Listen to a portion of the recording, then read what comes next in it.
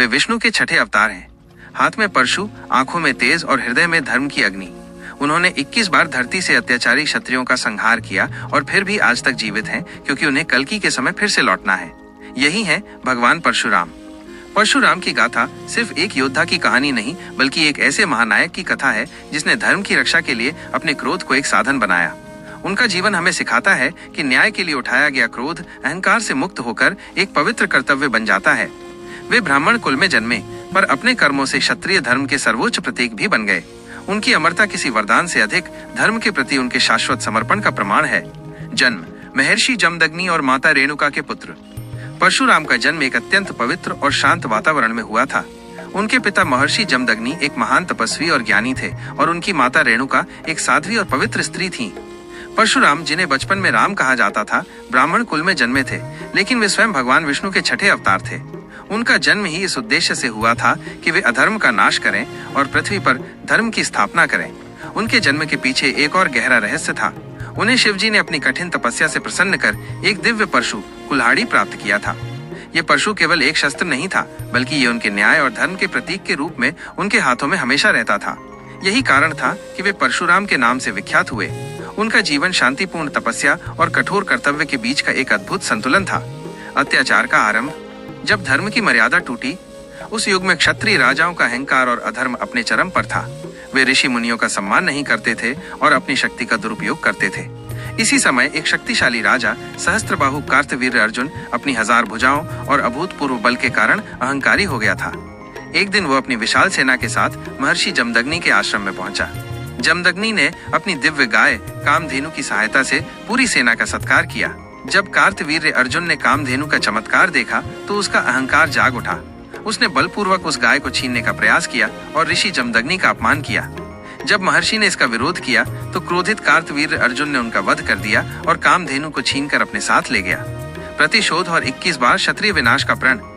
जब परशुराम को अपने पिता की हत्या और आश्रम के अपमान का समाचार मिला तो उनका शांत हृदय धर्म के क्रोध से भर गया। ये क्रोध निजी प्रतिशोध नहीं, बल्कि धर्म के प्रति एक गहरा संकल्प था। उन्होंने प्रतिज्ञा ली कि वे न केवल सहस्त्रबाहु का वध करेंगे, बल्कि पृथ्वी को 21 बार उन समस्त अत्याचारी क्षत्रियों से मुक्त कर देंगे जो धर्म की मर्यादा का पालन नहीं करते। परशुराम ने अपने दिव्य परशु से कार्तवीर्य अर्जुन का वध किया और फिर एक एक करके उन सभी अहंकारी राजाओं का संहार किया जो अधर्म के मार्ग पर थे। हर बार युद्ध जीतने के बाद वे जीती हुई भूमि दान कर देते और पुनः तपस्या में लीन हो जाते। यह प्रक्रिया 21 बार दोहराई गई, जिससे उन्होंने पृथ्वी पर धर्म की पुनर्स्थापना की। ये उनके चरित्र का सबसे महत्वपूर्ण पहलू था। वे सत्ता के लिए नहीं, बल्कि न्याय के लिए लड़ते थे। राम से भेंट, ज्ञान और विनम्रता का संवाद। परशुराम के जीवन का एक और महत्वपूर्ण प्रसंग तब आता है जब वे त्रेता युग में भगवान राम से मिलते हैं। सीता स्वयंवर में जब राम ने भगवान शिव का धनुष तोड़ा तो धनुष के टूटने की प्रचंड ध्वनि सुनकर परशुराम क्रोधित होकर वहां पहुंचे। वे शिव के अनन्य भक्त थे और शिव धनुष के अपमान से अत्यंत क्रोधित थे। उन्होंने राम को चुनौती दी, लेकिन उनके और राम के बीच हुए संवाद के बाद परशुराम को यह ज्ञान हुआ कि राम कोई साधारण मनुष्य नहीं, बल्कि स्वयं भगवान विष्णु के ही अगले अवतार हैं। इस पहचान के बाद परशुराम का क्रोध शांत हो गया और उन्होंने राम को अपना तेजस्वी विष्णु धनुष देकर उनसे क्षमा मांगी। यह प्रसंग उनके तेज और विनम्रता का अद्वितीय उदाहरण है। उन्होंने अपना अहंकार त्याग कर अगले अवतार को पहचान लिया और उन्हें उनका कर्तव्य पूरा करने की अनुमति दी। अमरत्व का कारण और भविष्य का कर्तव्य। पुराणों के अनुसार परशुराम ने कठोर तपस्या के बाद देवताओं से वरदान पाया कि वे कलयुग के अंत तक जीवित रहेंगे। उनका यह अमरत्व सिर्फ एक वरदान नहीं, बल्कि एक महत्वपूर्ण जिम्मेदारी है। उनका कार्य अभी अधूरा है, क्योंकि उन्हें भविष्य में भगवान विष्णु के अंतिम अवतार कल्कि को युद्ध कला, शस्त्र विद्या और धर्म की शिक्षा देनी है। वे कल्कि के गुरु बनेंगे और उन्हें अधर्म के विनाश के लिए तैयार करेंगे।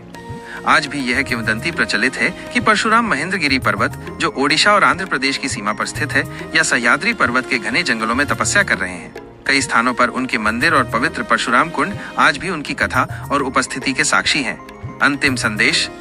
परशुराम हमें सिखाते हैं कि धर्म की रक्षा के लिए कभी कभी क्रोध भी आवश्यक होता है, लेकिन वो क्रोध अहंकार नहीं, बल्कि न्याय का साधन होना चाहिए। उनका जीवन ये भी दर्शाता है कि सच्ची शक्ति वो है जो धर्म के लिए समर्पित हो और जिसकी अंतिम विजय हमेशा न्याय की होती है।